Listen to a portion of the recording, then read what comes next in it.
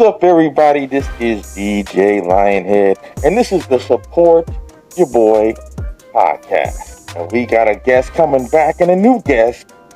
Man, I can't wait. I've been waiting for this one all week. What can I say about him? I said so much about him before. He is a MMA fighter. He has recently fought in street beefs. I can tell you, he is the man with the incredible hip toss, raining down elbows to a motherfucking win.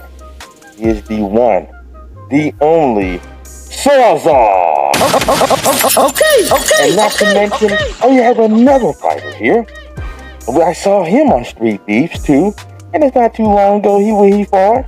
You know, we're about to find some more about him. But what I can tell you is, he got a hip toss of his own. Goddammit, he is the one and only fucking Silent Menace.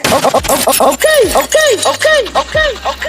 What's up, you guys? How you guys doing tonight? Good, how are you? Feeling good. All right. So, first of all, I want to congratulate you, Sawzall, for your win. Street Beef Sawzall was beautiful. White Wolf, he did what he could.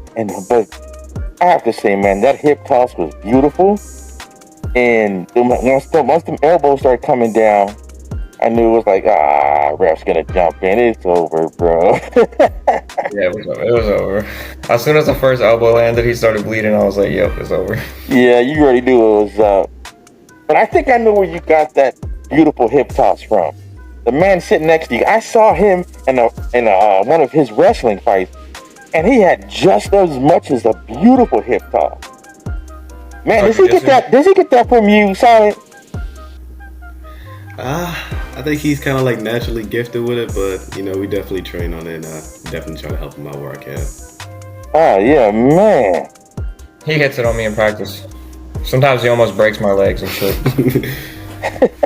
Because I saw those hip toss, I was like, man, you guys should be teaching class with that damn hip toss. Look like something out of the movie. Man. So, I guess I wanted to ask you guys, how do you guys feel about your recent win on Street Beefs? Anyone can start. You can go. Me, I feel very happy about it. I'm 2-0 now, pretty good wins. Happy to get a nice submission. That's definitely something I've been working on too. That leg lock that I did, I was working on that for like a while. So I'm very happy to get that win off of that, and I'm just looking forward to going into amateur next year. Yeah, wait, you going into amateur? Yeah, I'm looking hopefully towards either February or March to go into amateur. Nice. So you'll be doing more like sanctioned fights. Is that correct? Yeah, more sanctioned fights, because I'm definitely trying to go as far as I can with this MMA stuff. That's dope. So is your main practicing mostly going to be into wrestling, or just strictly MMA, or you do other kind of martial arts, not just wrestling? Strictly MMA. We just do like the basics of BJJ and Muay Thai. Right. Okay, Muay Thai too. Okay, that's cool. So, I always wanted to know this question. You guys answer one at a time. Anyone can answer. Let's just say you guys are doing Street Beefs in January, for example, okay? And you just found out Prize Picks is now doing bets on fighters. And then now you find out that hundreds of dollars is being put on your next fight. And people are commenting on you guys. Better win, bro. I'll put 100 on you. The question is, will that add any extra pressure into your next fight if you start in January? Nah, it'd make me fight harder, because you're allowed to bet on yourself in MMA, so yeah, I'd be putting money on myself, and then I'd be training hard. What about you, Silent?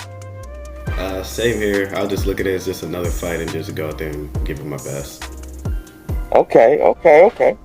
So, what do you guys, if you guys were to not win, and people are in your comments, if you posted, like somebody posting it on Instagram, like, bro, you cost me money, bro.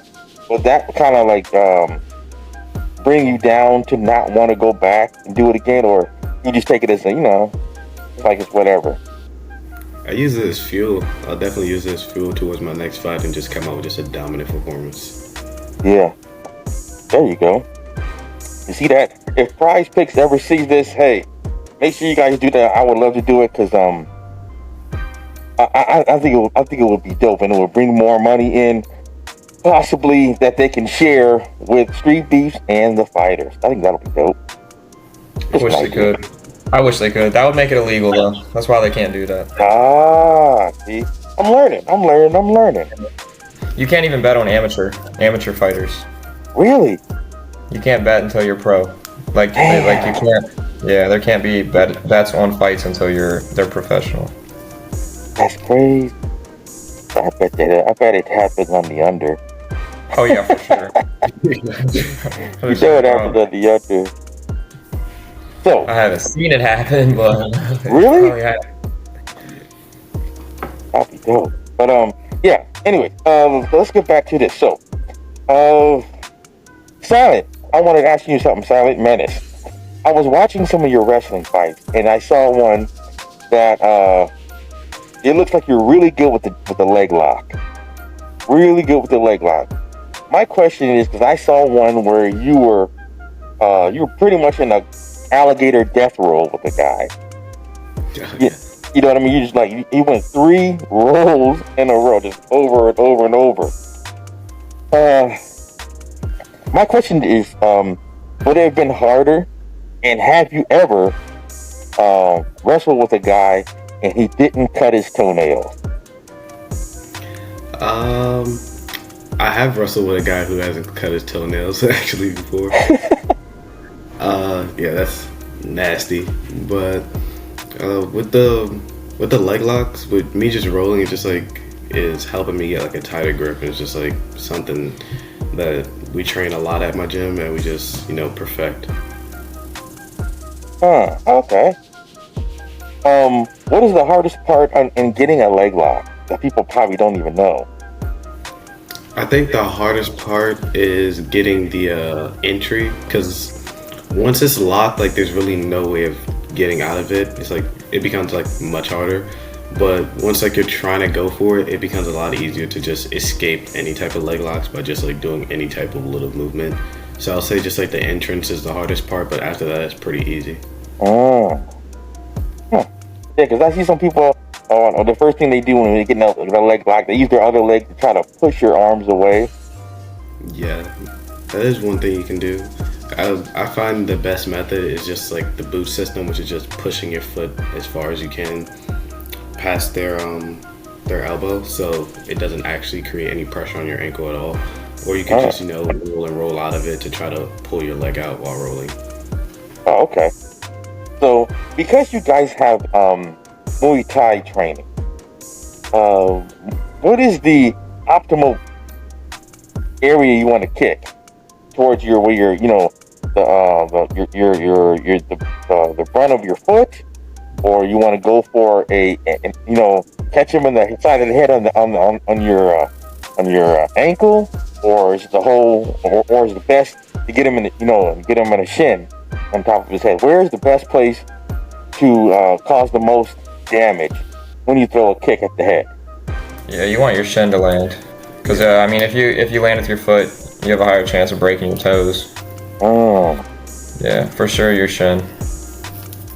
Oh, okay. I always wanted to know that. Like, I see a lot of shin kicks. I was like that one.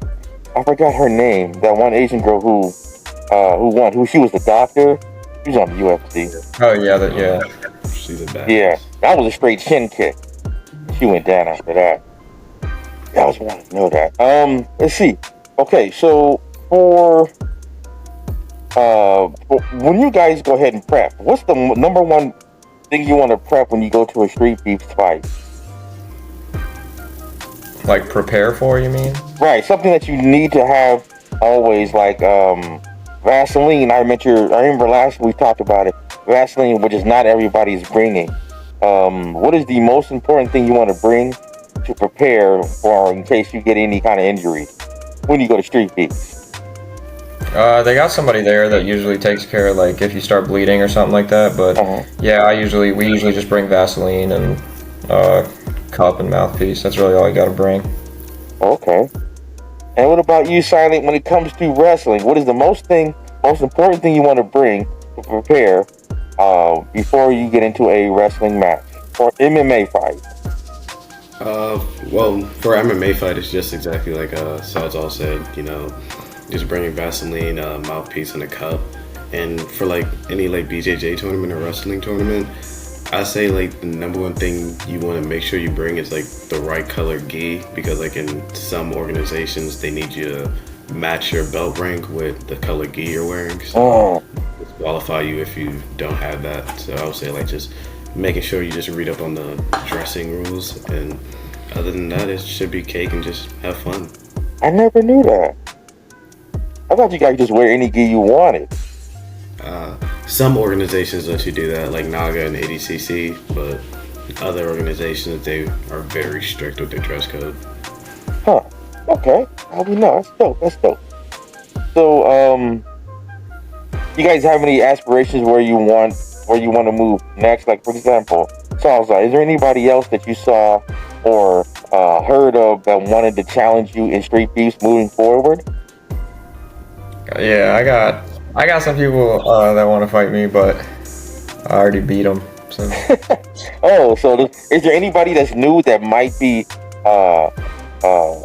good enough competition? I mean, there's a few people. Like I'm not right now. I don't have plans to go back to street beefs because we both want to just go to amateur. So I don't really have to actually fight at street beefs anymore. I mean, if I did, I'm sure there'd be somebody. Yeah. What do you think is going to be the most challenging part of joining the amateur ranks? Is it going to be your nerves or? Well, I mean, actually, that's not even true. I was gonna say, like usually at street beefs you'll get somebody that doesn't have any experience, but you can get that in amateur too, because people sign up that have no experience, and a lot of these amateur organizations just let anybody fight. So. Wow, I didn't know that. Yeah, but I mean, honestly, I think cardio is gonna be my biggest thing. I want to make sure that I have like solid cardio before I go into any amateur fight. Do you guys think that will be the number one thing that you want to have when you go into the amateurs is cardio more than technique sometimes? Definitely. Yeah. That makes more sense, because if a guy who has some good technique and bad cardio, but you have better cardio, you're more likely to win. Is that correct? It depends if he tires himself out. So, do you guys mind doing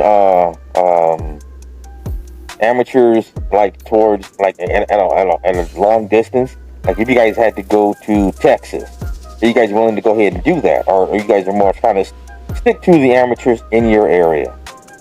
I'm gonna stay here till I get paid. Makes sense. It's just not really traveling that far. Yeah. That totally makes sense. Okay. Yeah. So, are you guys gonna be working on some merch? Because I would love to. I'd love to get a. Of course, I know you got some merch, Sawzall. What about you, Silent? You got some merch you're gonna be working on? I haven't really thought about it that much. I have kind of thought of like a little design. So maybe someday in the future, have a little Silent Menace merch. Yeah, that'd be dope. Okay. So, can you guys tell me about, as far as in your amateurs and then one in your street beef, what was the most weirdest moment during a fight that you had? Like if a guy was trying to choke you in a bad position or something like that, where you felt like that was weird, it made it easier for you. Have you guys had any weird moments during the fight in street beefs and one in Any other kind of tournament? I didn't have a weird one. I had a kind of funny one. Okay. In my first fight, when I was fighting Tarantula at Street Beefs, there was a point in the fight where I got him down on the ground, and I remember he just like kept on trying to hip bump me for like 5 in a row, and I just looked down at him. I said, and I just started raining down elbows. I think my funniest moment is we drove an hour and a half for a jiu-jitsu tournament, and I got disqualified in 2 seconds. Who were you fighting? Death sentence?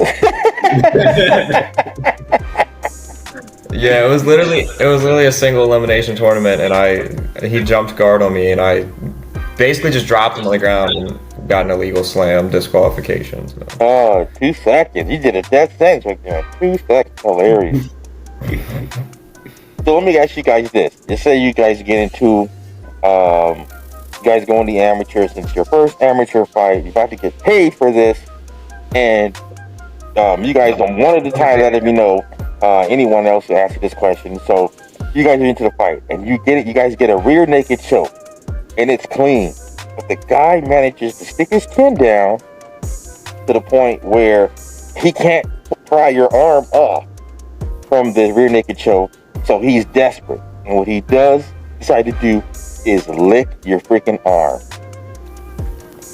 I mean, I think that's technically legal, but I would just choke him harder. Yeah, he could do it, but I'm not too sure how long he's gonna be conscious. That don't really work out for him. You don't think that's gonna cause you to freak out and loosen your grip? No, it's gonna make me tighten it a lot more.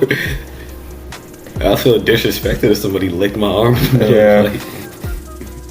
Yeah, I can see that. I did see a fight where, and this was like in like UFC. I seen a guy who was locked up pretty bad, so he decided to tickle his feet. Oh, I saw that. Yeah. I don't think was that UFC.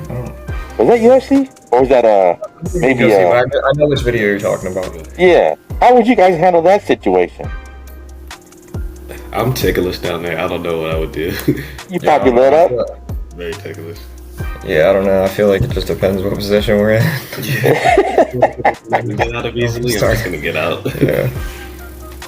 Oh man, what is the most painful position you guys ever been in, as far as as far as a hold or a lock, or to the point where you start wanting to tap immediately? What's the most painful position? Crucifix. Definitely a crucifix. Oh man, that just sounds bad. Yeah, it's like where they have both of your arms just like trapped and you can't like move either of them. So like there's really no way of tapping. You just have to like say tap. That's the worst position. Oh man, I thought the darts was bad. Oh yeah, the darts is a submission. If you're talking about like the worst submission, yeah, I would say the 10-finger choke. That sucks. Yeah, really sucks. Have you ever put somebody in that, or have been in one? Yeah, I've put somebody in it before and got put in it before. Yeah. Man, that sounds like that would suck. Woo! Yeah, I don't think I can do it. I don't think I can do what you guys can do. You guys are brave to be able to do what you do. What's one goal that you guys want to reach in 2025? Amateur win. Want to get that first amateur win. Yeah. Do you guys have any idea how much the payout would be, or have no idea? They're gonna break it down to you when you guys join. You don't get paid at all. Oh. So when it's when you guys turn pro is when you get paid. Is that correct? Yeah. You can get paid through sponsorships for amateur, but that's pretty much it. Oh, okay. So is there like a league or a league that you guys want to go into, or any of them you'll take anything that's amateur? I want to do a Cagezilla because they kind of offer like the UFC rules. So you can do pretty much everything except for like knee to the head for like amateurs. Okay. What about you, Sawzall? Yeah, same one, Cage Zilla. That's the only thing yeah, there's that one, and then there's like Rocket Combat, but probably Cage Zilla. Okay. Well, let's pretend at this time, in the world of MMA, that someone here sees this podcast and you inspired them, and they live around your area, and they want to take training from you guys. They like how you guys handle it, but they want to also go on to street beats. I think you may have advised us to Sawzall. So I'll ask Silent Menace this one first. So Silent, let's say I'm a new person trying to go on street beats. What's that most important thing I should know joining street beats and getting in there? What's the number one thing you should think I should know? Just to relax and have fun. It's just a fight. It's not for millions of dollars. It's not for pay-per-view. It's just a fight to go out and have fun. So like, don't try to take it too serious. Okay. And Sawzall, here's a question for you. When you get pushed against the cage and they're trying to go ahead, I'm pretty sure you've seen a lot of fights on street beat. And I know you guys are gonna be going into amateur soon. But like I said, let's just say I am, but I'm not. But if I was gonna go on to street beat and I needed a defense on getting off the cage safely, what's one technique that you would use or train me to get off the cage when I get pushed against the cage? Really just underhooks, stuff like that. Work your angles. You just got to be careful when you disengage, because when you disengage, people like to throw elbows, especially when you're that close. So you just got to make sure you keep your hands up. Which one is more dangerous to you that can knock you out? Elbows or knees? Knee. Oh, It's bigger. I say elbows. You say elbows? I say elbows. Top mount, just full force elbows with all that gravity coming down. Usually don't knock them out though. It just busts their face open. That's worse, I think. Yeah, but he said what's more likely to knock you out. So I'd say elbows do more damage, knees more likely to knock you out. Yeah. Oh, okay. What is the wildest move you ever used in a wrestling match? You knew that it was what was the most riskiest move that ended up getting you a win in wrestling?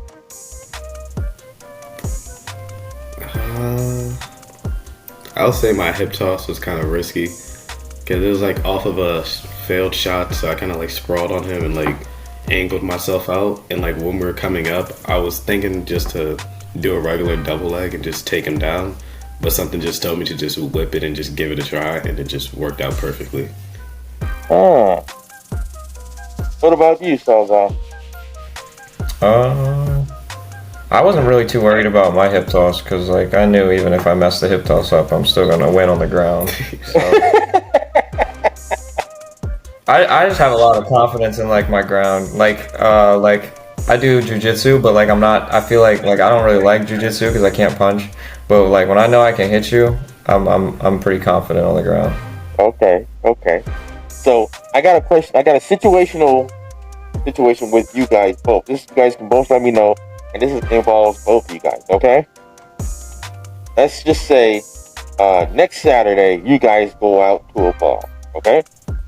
And you see a couple guys who are like, "Hey, bro, that's not here. I saw the motherfucking street beat," and you can tell that these guys are just taking them back. They're just drinking, right? And the guy, you can hear him saying, $10, I bet you I can go ahead and rear naked choke him right now. And then one guy just comes over there, he's stumbling, and he goes, "Hey, you guys are fucking street beats, right? I bet you I can get you in the rear naked choke." And he pushes you, and he tries to go ahead and grab you.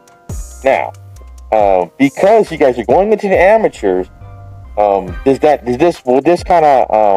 is it like illegal because you guys are not pro to knock that guy out? Nah, if they touch you first, it's game. The hospital bill. That's one of the funny things we do. Like we'll go to when we go to Buffalo Wild Wings to watch the fights, we'll just look at each other and be like, you know what's crazy is we could probably beat up every motherfucker in this place. Does it feel weird that you guys can? But you know what I mean? Does it feel like you're weird? Have you guys ever had a situation where you guys are together at a bar, and then you can tell these guys are kind of like, whether they're snickering at you or bucking up? Do you guys like kind of say like, calm down, bro, and because you can kick their ass, or you like, come on, man, you can say something, you want them to bring it on? How do you guys usually handle it? I don't know. That's never happened, but if it does, I'd probably be like, calm down first. It's happened to me a couple times. Nah, I just tell them to just calm down and relax, because an argument's not worth a broken arm. That is so true. That is so true. And it sucks if you broke the one that they actually shoved you with. Yeah, that'd hurt their pride so much. Oh man. So what is one goal you guys want to get in 2025 that will be like a dream goal to achieve? Like one thing is getting 10 wins in the amateur. 10 times in a year. Yeah, maybe like 3 or 4. Yeah. That's a lot of fights. 10 wins in a year. I want at least 2. So I think, I don't know. Maybe I think I want to do one in August and then maybe another one in December. Okay. As long as I don't get fucked up. I think I want to go like 3-0 and then hopefully get noticed by the UFC a little bit. Yeah, that leads me to the question I was going to ask you. How many fights are you willing to do in the amateurs? How many wins in the fights in the amateurs will make you want to go pro? 3. Yeah, I think 3. Like, I think if you go 3-0, probably go pro. Okay. Now, if you did not go to the UFC, would you choose to go to another league? Like, one championship or something? I'll probably keep doing Cagezilla because they have pro also. Yeah. I think it's pretty much like the UFC is like top tier. It's like any organization. So it's like UFC is more like once you go like 10-0, if you get like KOs and subs, they might look at you. Yeah. But they're not gonna look at you until like you got at least like 5 pro wins. I don't think I've seen anyone in UFC with like under 5 pro wins. Well, besides Bo Nickel, but that's just because he was a Division 1 wrestler.